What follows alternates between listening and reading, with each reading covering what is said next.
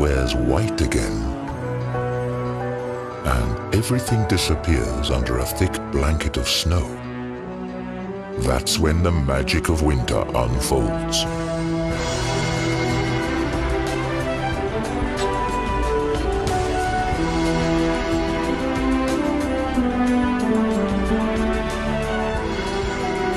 As in every year, nature shows us a world of wonders.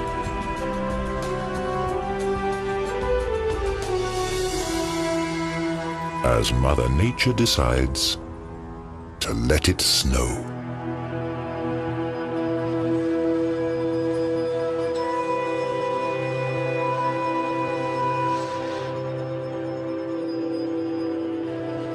Snow crystals are natural works of art, as fragile as they are ephemeral. Each crystal is unique, and yet all develop in accordance with the same six-fold symmetry.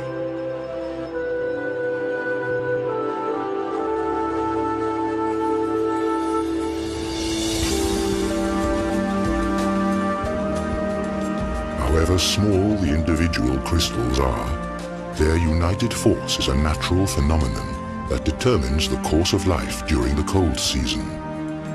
This is particularly true for the alpine mountain ranges.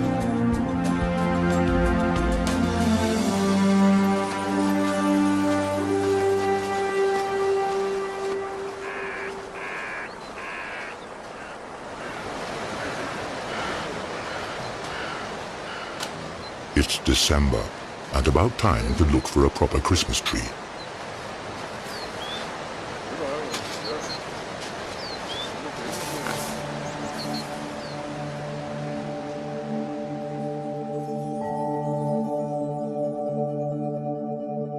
Snowflakes descend softly from the tree, and we've never before seen nature's white splendor quite like this.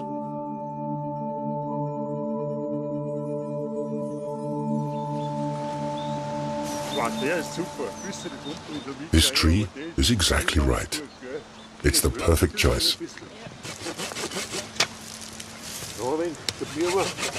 Super. Schau mal, der passt genau. Wie schaut das dann so gut aus? Schau mal, wie der Bett ausschaut. Passt genau.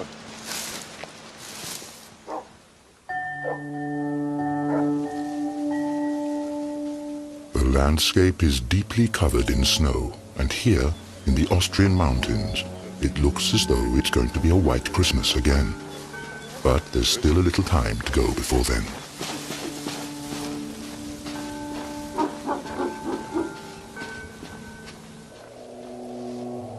The wild animals sense that the weather is about to change.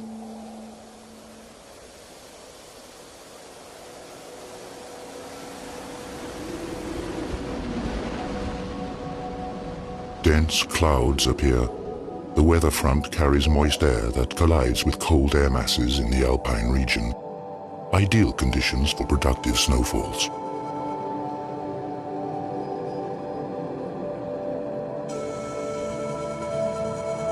When it is barely below freezing, the first snow crystals begin to form inside the clouds.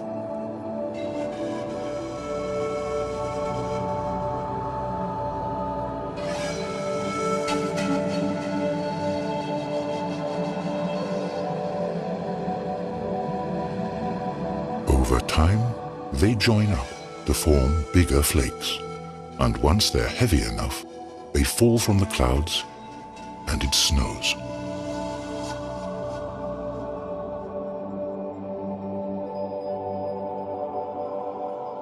Each of Mother Hulda's works of art is unique. No two snowflakes are exactly alike. Unlike raindrops or hailstones, snowflakes fall gently from the sky.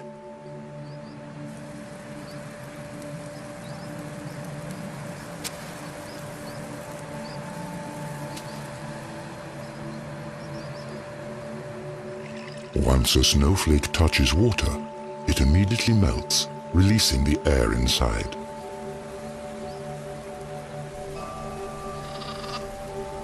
This creates a high-pitched sound that is unique to each flake and inaudible to the human ear without the assistance of technology.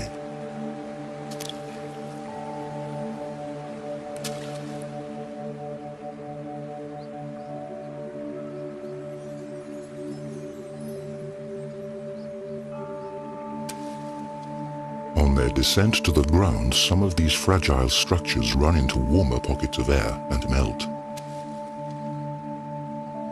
But most of them make it all the way to the ground, where they form a blanket that keeps growing thicker. St. Nikolai in the Austrian Silktal.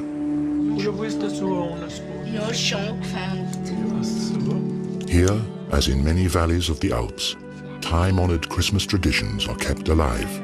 All throughout the Advent season, the whole family takes part in preparations for the grand celebration.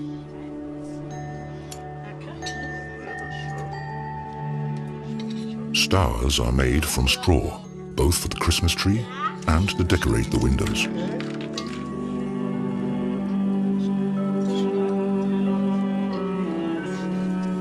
And once the snow starts to fall, visions of a white Christmas begin to stir in everyone's dreams. While the family is busy with Christmas preparations in the warm room, the snowfall grows heavier outside.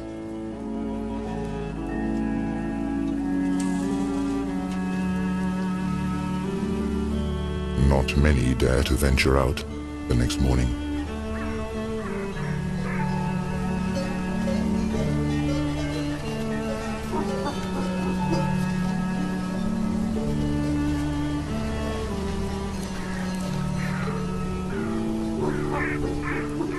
For some animals in the wild, winter is the hardest time of the year. Now they have to live off fat reserves they built up in the summer. They're protected by their winter fur, which is such an effective insulator that snow doesn't melt for hours.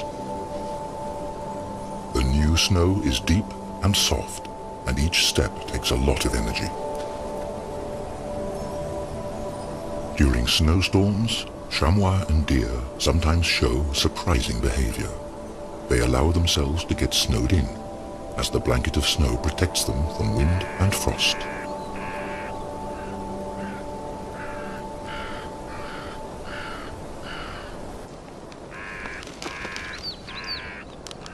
Other animals successfully use this trick too.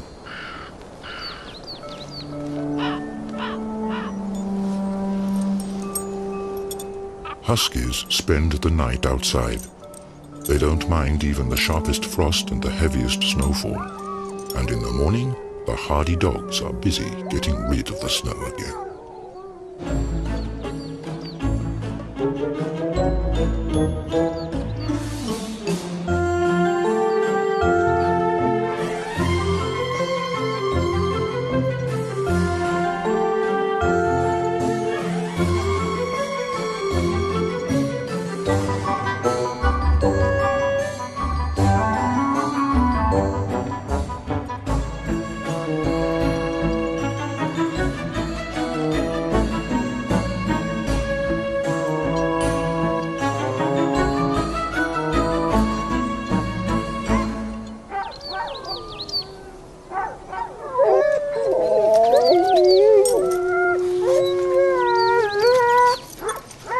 The animals are restless.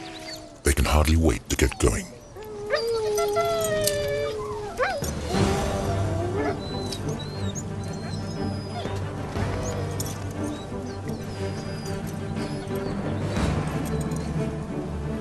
Huskies are originally from Siberia, where they've been used as sleigh dogs for centuries.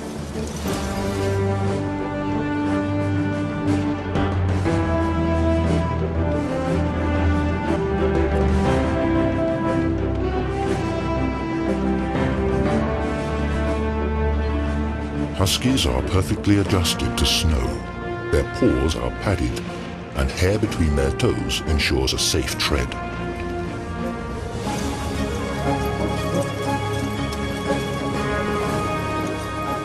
Dog sleigh races are becoming increasingly popular everywhere, and only the strongest and most experienced animals get to run at the head of the pack.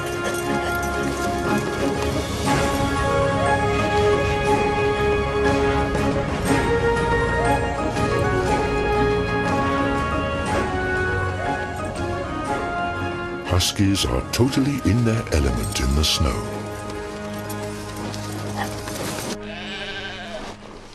Which can't be said about sheep.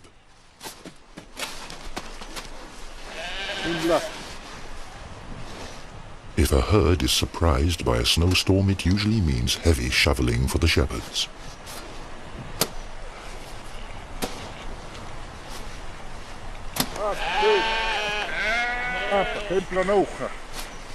The natural response of sheep is to flee any imminent threat, but where to escape when danger threatens from all sides.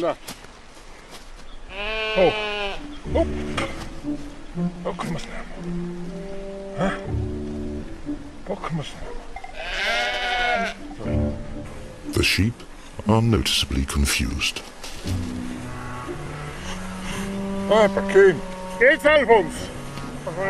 And even once their way is shoveled free, they still require some persuasion.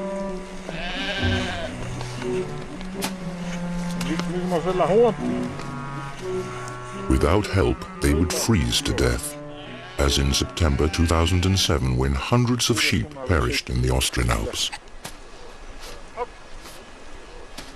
It takes quite some time until the strange caravan reaches the stable.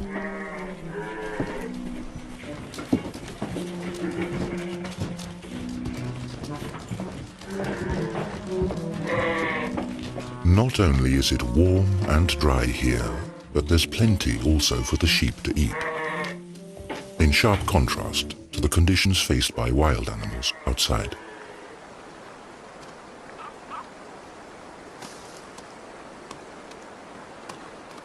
For chamois, for example, foraging in the winter is a challenge.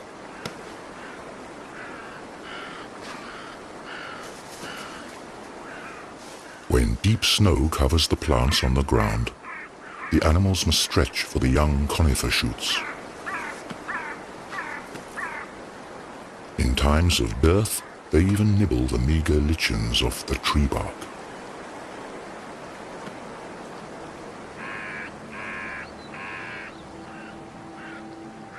The splendid white snow is already several feet high as the next cold front approaches the Alps, bringing even more.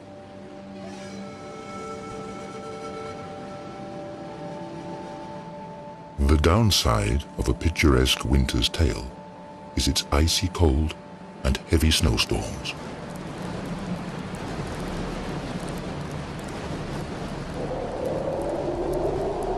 And once a dense snowfall and strong winds combine, things get really uncomfortable. The snowflakes whip horizontally through the air. The wind amplifies the bitter cold and frost.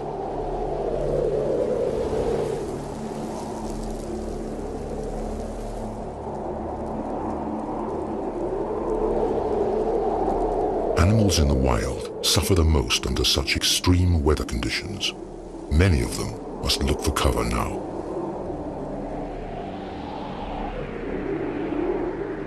Some of them have developed their own survival tricks. The snow vole, for example, lives in caves underneath the snow where the temperature never drops below freezing.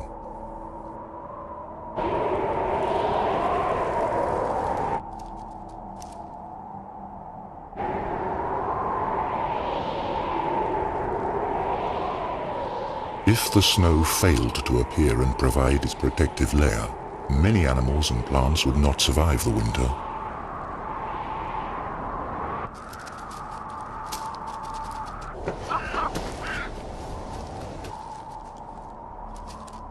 While the snow vole is secure in its warm cave, the chamois are climbing up the mountains in search of food. Above the timberline, the wind continues to blow the snow away and exposes withered grass. But these frozen tufts are merely signs for the chamois. They scratch right next to them for grass that didn't freeze under the snow, thus remaining edible.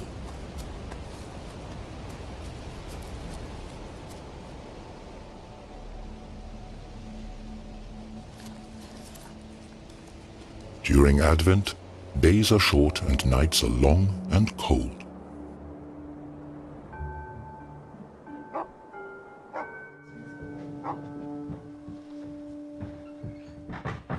Inside the houses, though, it's warm, and the smell of biscuits, the long-awaited harbinger of the upcoming Christmas celebration, lingers everywhere. Many old customs and traditions brighten up this time of eager anticipation.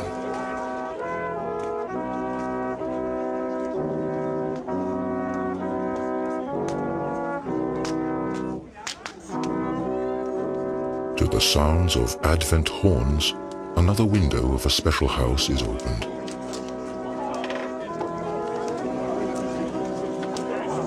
It's an oversized Advent calendar, and next to it, hot sweet chestnuts and open hearths provide warmth and a sense of belonging and well-being.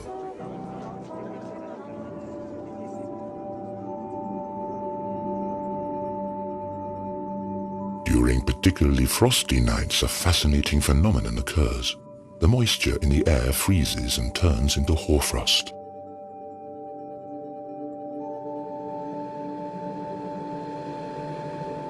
Overnight, the landscape is covered with ice crystals. The result is a winter picture book panorama.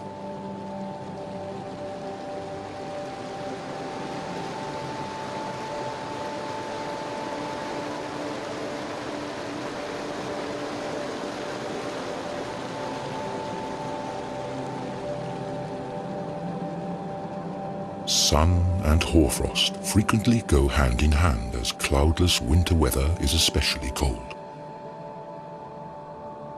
However, hoarfrost doesn't only accumulate on boughs and branches, but also on the blanket of snow.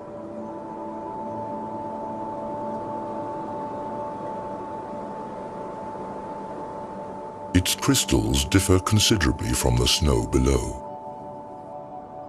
Hoarfrost is created at about -8 degrees Celsius or lower, and the moisture in the air freezes directly on surfaces.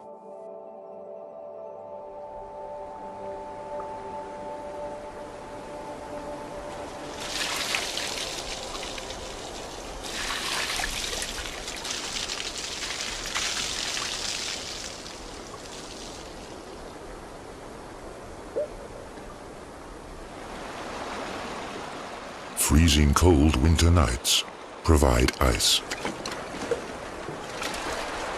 And the inhabitants of some alpine valleys take advantage of this.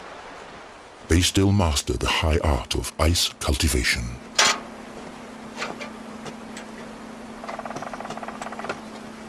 Instead of chopping ice likely to be contaminated with suspended sediment from frozen brooks or lakes, ice farmers repeatedly douse specially designed wood racks with water.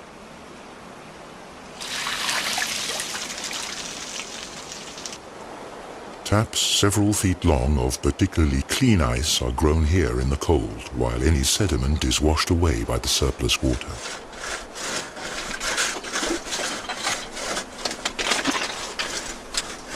Finally, the ice is sawn into pieces. These massive structures grew in just 2 days.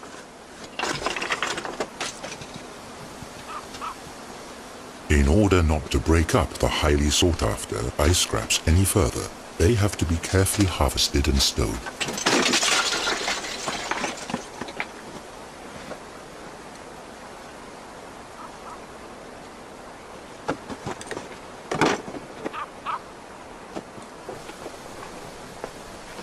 This frosty speciality is a pure pleasure and safe to enjoy in food and drinks.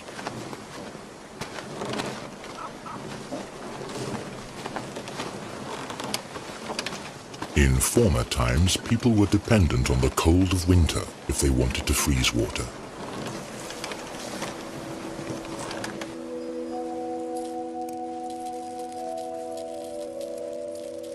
Today, researchers like Johanna Spiegel create snow crystals artificially. In the cold laboratories of the Swiss Federal Institute for Snow and Avalanche Research in Davos, temperatures as low as -40 degrees Celsius are common. Here, researchers create nature-identical snow. Scientists examine the structure of this snow under the microscope. An atlas of snow crystals records about 6,000 different crystal forms. Humidity, temperature, and the water's molecular structure are crucial data points. Electrostatic fields align the water molecules hexagonally, and this basic structure holds steady as the water slowly freezes and the snow crystal gradually grows until it's finished.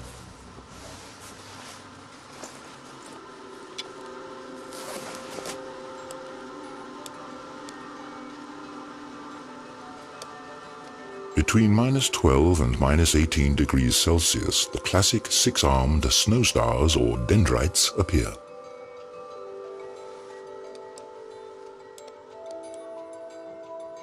It's the temperature that determines how finely branched they become. Freezing water gives off heat, which decreases at higher temperatures, and this in turn causes additional variations in structure, because a bigger surface facilitates the discharge of heat.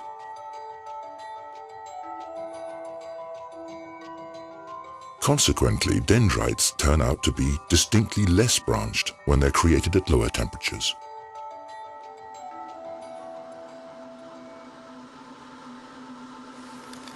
So, not all snow is alike, and at very low temperatures, snow crystals take on the form of little tiles, columns, and cylinders of ice.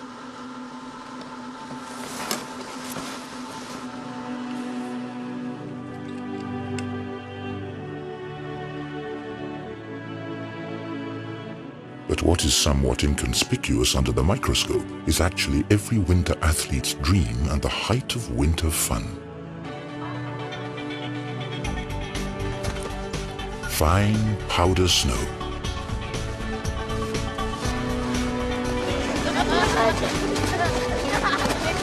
Children are particularly fond of this delightful variety of winter's produce.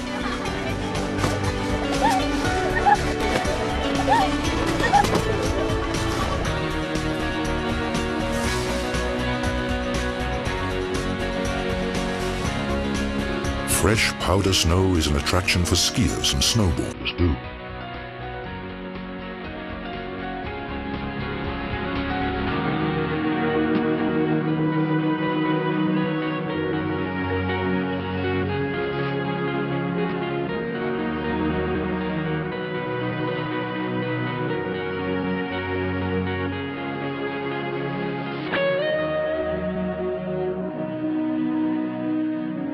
But sparkling white winter landscapes also serve another purpose.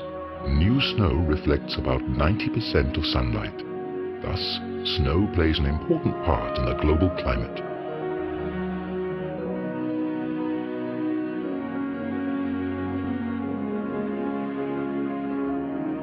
But why is snow actually white? The ice of the snow crystals is colorless and transparent. At the border surfaces between ice crystals and air, the white sunlight is reflected and scattered.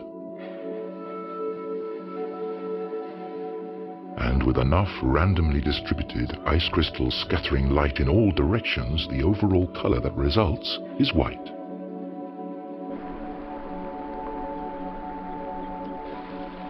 When snow covers the landscape, some animals prove to be particularly adaptable to the changed conditions.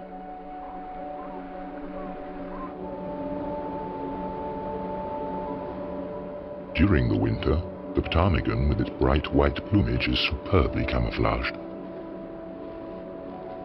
It changes the colors of its feathers according to the season to deceive its enemies. The same is true for the mountain hare. However, its winter fur is more than camouflage.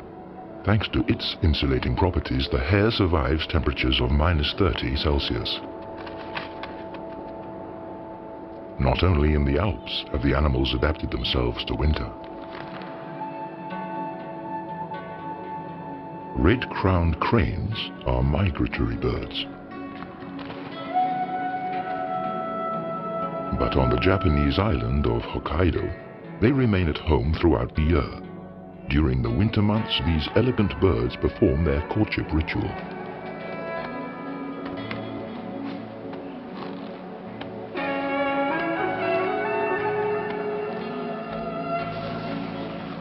Hokkaido is also an El Dorado for winter athletes and snow researchers. In his research, Masaru Emoto investigates the factors that determine the growth of ice crystals. Emoto's findings are as interesting as they are controversial. According to his hypothesis, the process of crystallization can be directly influenced. The water is exposed to the sound of music or spoken words. In the case of negative sounds or concepts, the crystal structure is supposedly strongly distorted. Positive music or words are reported to result in beautiful crystals.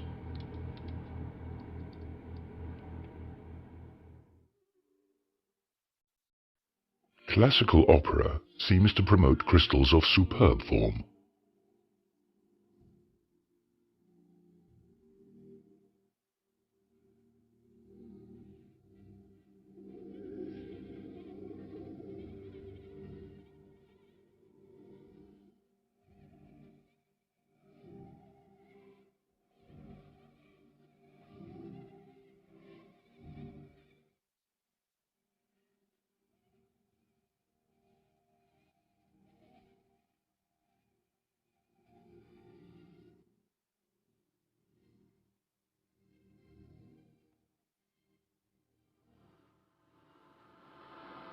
However, other factors may also influence these experiments. Ice crystals grow following a chaotic principle. Even the smallest influences change their shapes. Maybe it's simply the rhythmic sound waves of the angry music that disturb the development of their fragile structures.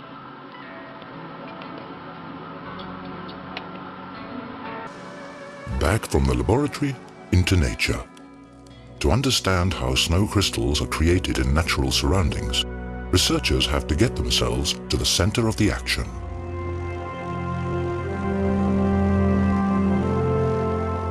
On board a hail defense aeroplane, the Austrian meteorologist Alexander Podesser flies straight into the heart of a snow cloud. Gauges measure temperature, humidity, and wind speed.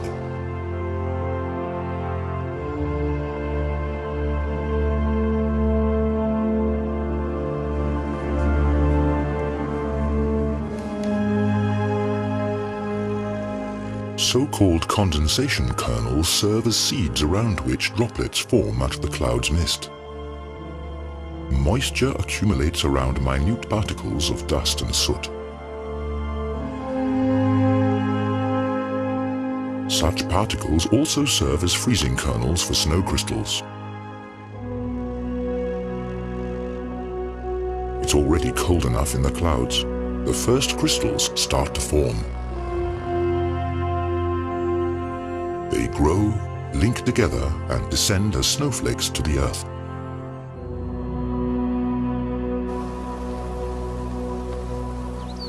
Here, this white splendor arrives just in time for Christmas.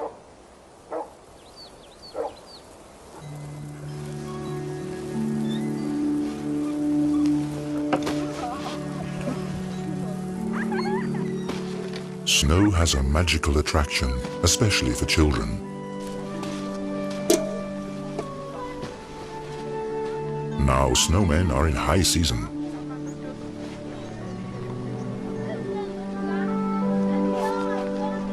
This tradition isn't all that old. The snowman became popular only in the 18th century as a symbol of the hard winter. But this image has changed due to improved living conditions, and people increasingly enjoyed the cold season.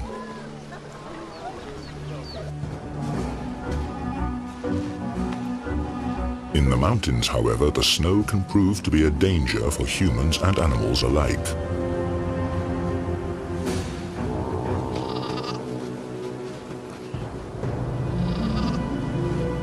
A young chamois is stuck in the deep snow. Inexperienced as it is, it mustn't lose connection with the herd at all costs.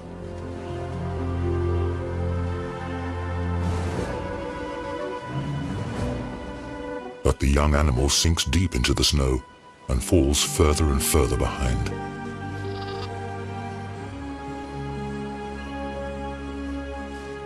With the last of its strength, the young chamois escapes its plight and rejoins its mother in the nick of time.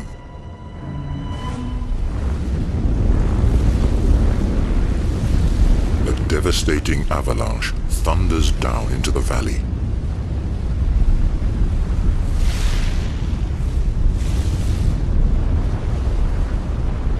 This natural phenomenon can turn entire forests into firewood.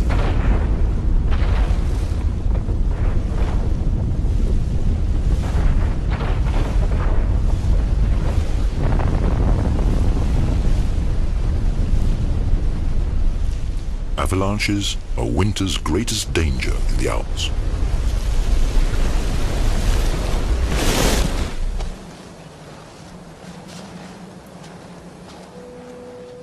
The chamois are accustomed to this threat.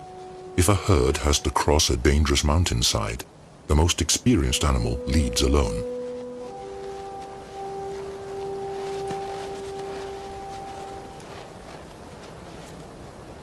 Carefully, the chamois explores the situation and looks for a safe passage.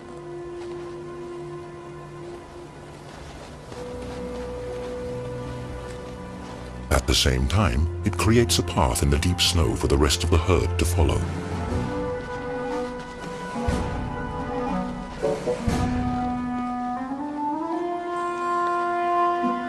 But the remaining animals proceed only after the leader has safely reached the other side. The chamois show even more remarkable behavior on this occasion.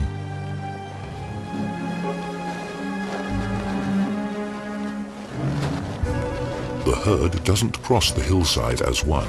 Instead, the animals risk the dangerous passage one at a time.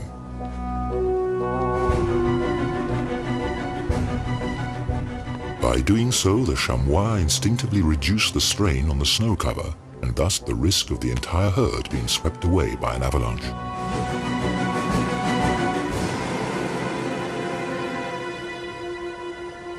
This danger is very real not only for the chamois.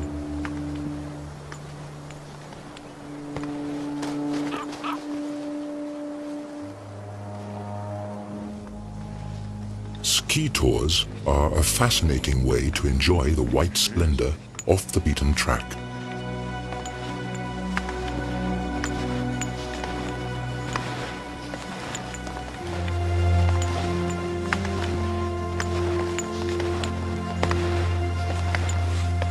Experienced skiers, however, always keep a careful eye on the snow underneath them.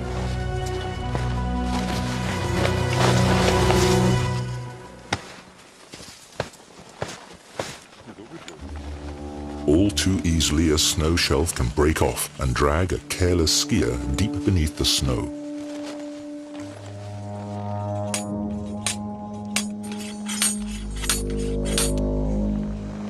Vannengrat Mountain, near Davos.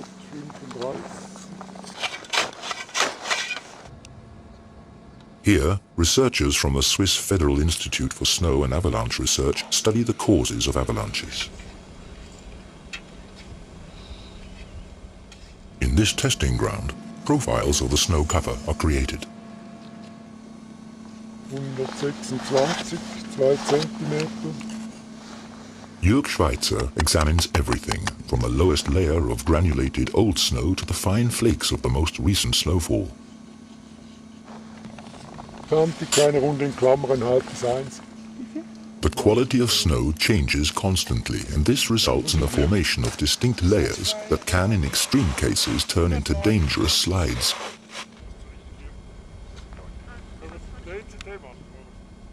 The snow masses above these slippery layers can easily start moving.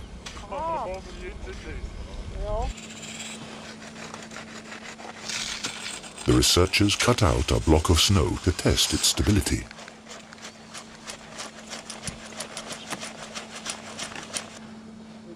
With this kind of testing, a little jump usually suffices. Where the snow shears, the border layer is analyzed in meticulous detail. The data is sent to avalanche warning services. But today, nothing gets in the way of enjoying the deep powder snow.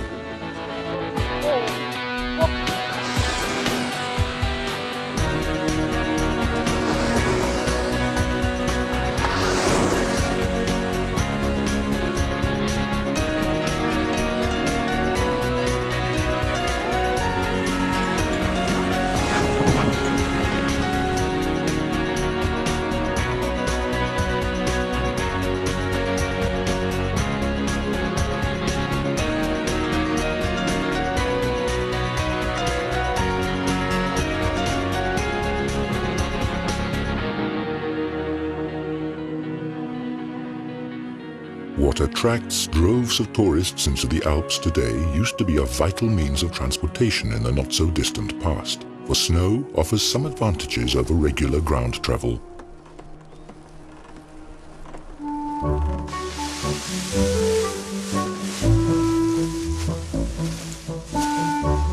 Last summer's hay is stored in small barns high up on the alpine pastures.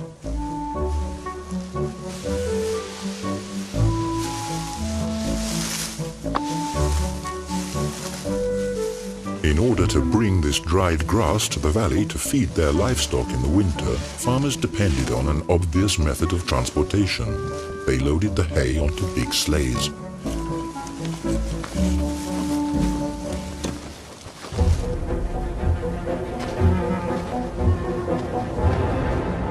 Occasionally, going down the mountains is risky even for the Alps' master climbers.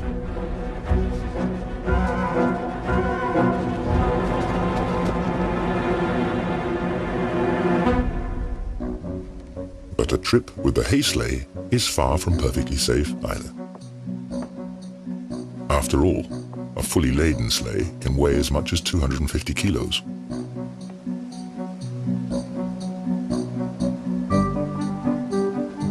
Across level stretches, they have to be towed to keep them from losing momentum.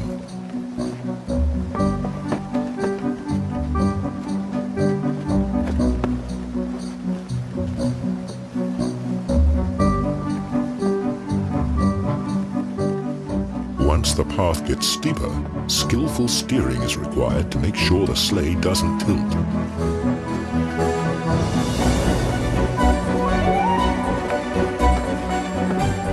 Few are masters of this art today.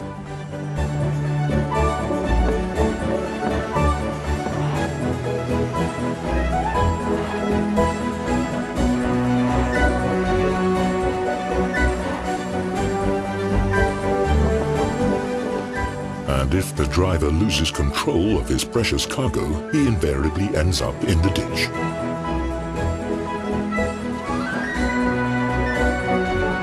This method of bringing in the hay requires careful attention and great skill, and in former times, serious accidents were common occurrences.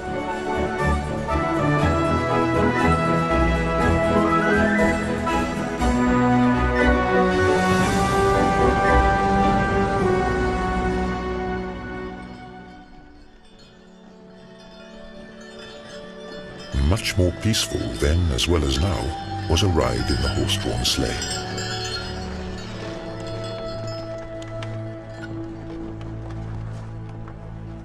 In the evening twilight, when the snowy landscape gradually sinks into darkness, it is time for the coachman to light his lanterns.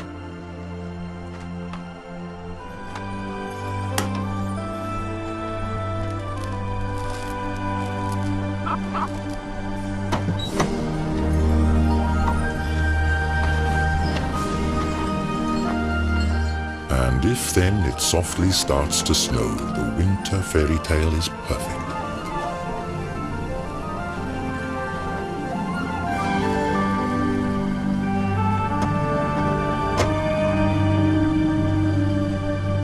Fluffy snowflakes are dancing in the sky, just like in a movie scene.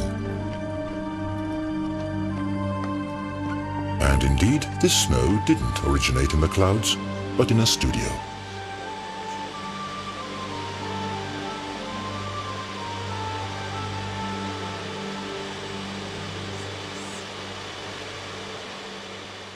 Here, it is actually lava that is blown into the air. But creating snow with the push of a button is far from the real thing. Certainly nothing to compare to a genuine white Christmas. And luckily, sometimes nature plays along.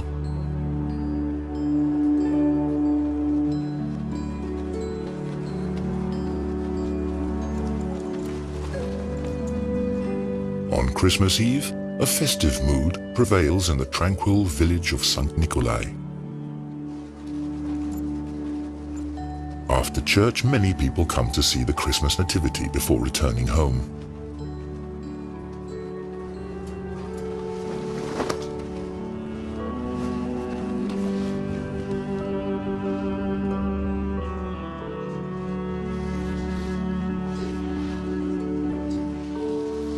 Candlelight and the scent of fir trees fill the room. The anticipation grows, and with it, the impatience. But finally, the big moment arrives.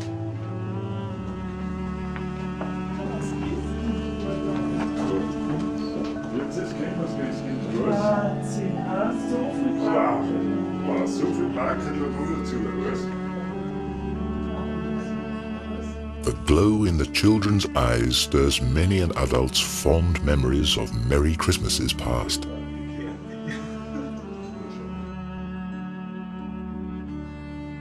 A Christmas Eve that could hardly be more perfect. Inside, everyone celebrates, while outside it snows.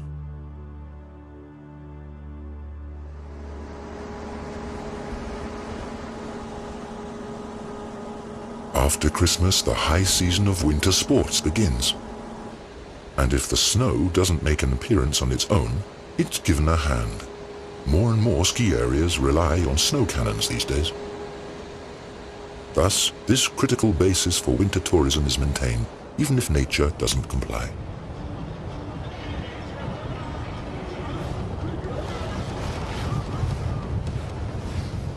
The average temperature of many alpine regions has risen noticeably over the last few decades. According to the predictions of climate researchers, this trend will only escalate. When there's too little snow, many ski resorts are already dependent on generating their white splendor artificially.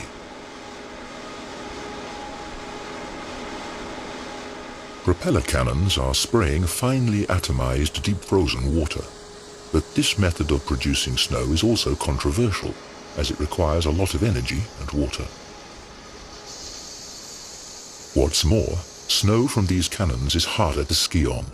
Nature's original remains unequaled.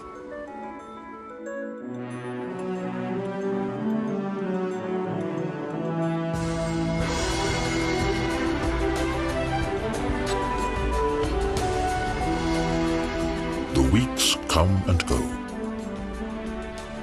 In the mountains, the magic of snow presents its majestic beauty deep into spring. Occasionally, however, the silence of nature is disturbed by strange sounds.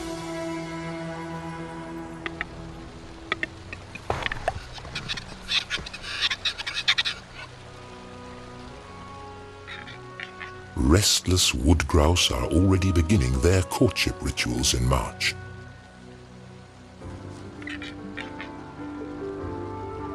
Their distinctive cries and splendid plumage are to attract females for the mating season soon at hand.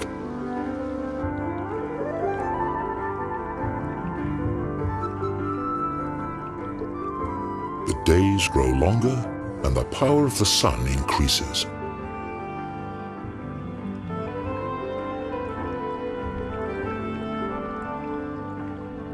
During the winter, snow and ice bound up large quantities of water that are now released in the warm spring air.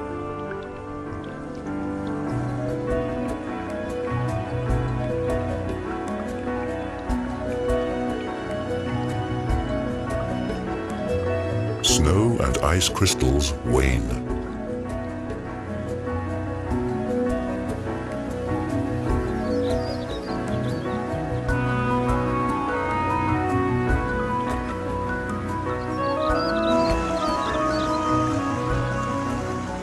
If the snow melts too quickly, a sudden deluge of water rushes down the mountains, potentially causing severe floods in the valleys.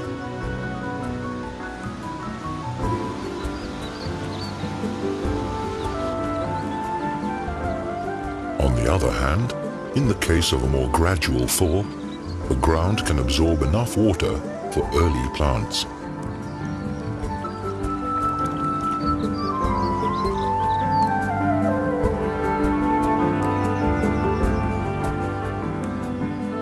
The snow vole is ready to venture outside again.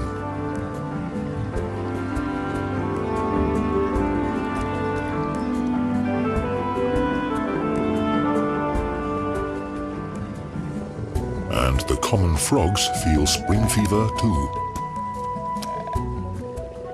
Their spawning migration takes them back to the place where they hatched themselves.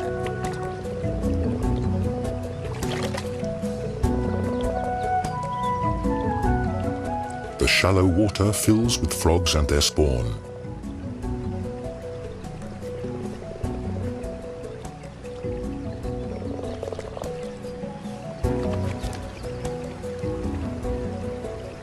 Next year, the frogs will return here again.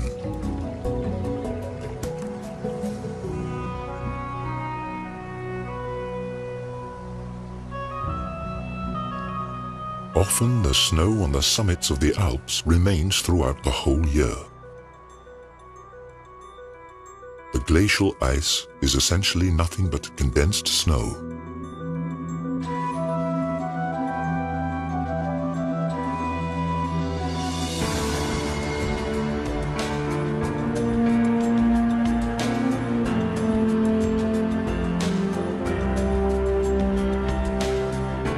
The weight of new snow masses eventually compresses the lower layers into ice.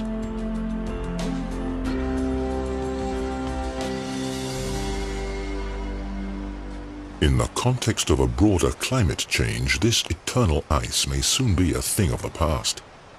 Due to global warming, the alpine glaciers are declining, like at the Rieserferner in the region of Südtirol.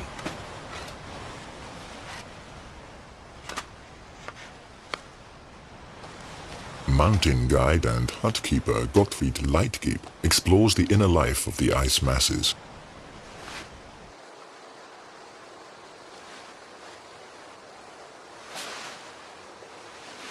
Leitgeb has a wealth of experience to draw upon. Ever since childhood, he studied the glaciers in this region and followed their development.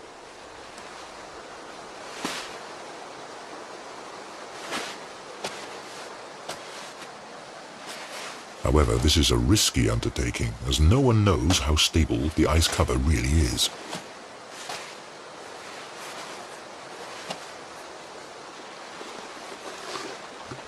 On the other hand, only a local inspection can deliver first-hand information about the glacier's condition and the possible effects of the current global warming.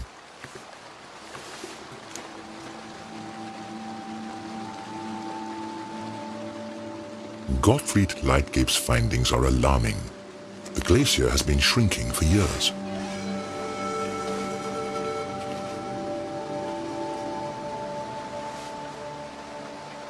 In the summer, the ice is already so thin that the sunlight illuminates the cave. The meltwater forms a little stream below the glacier and surfaces at its tongue.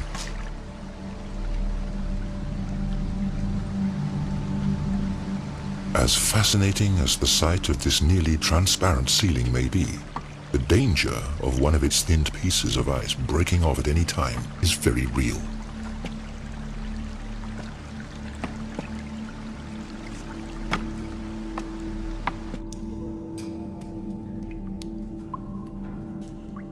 Deeper in the mountains, conditions are quite different.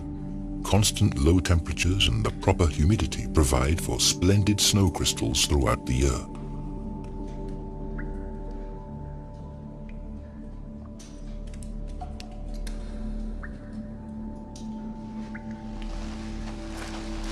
This cave is the natural counterpart to the cold laboratories of the snow researchers in Davos.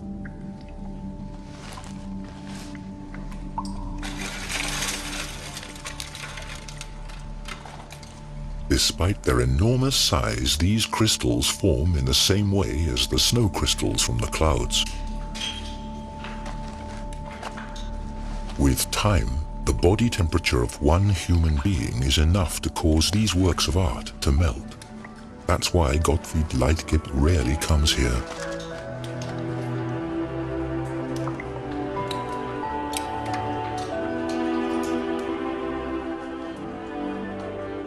And we are also leaving this natural wonder.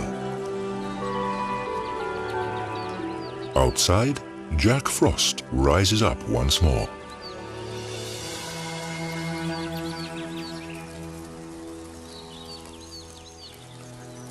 By the middle of May, the green mountain meadows set the stage for a final appearance of nature's white splendor.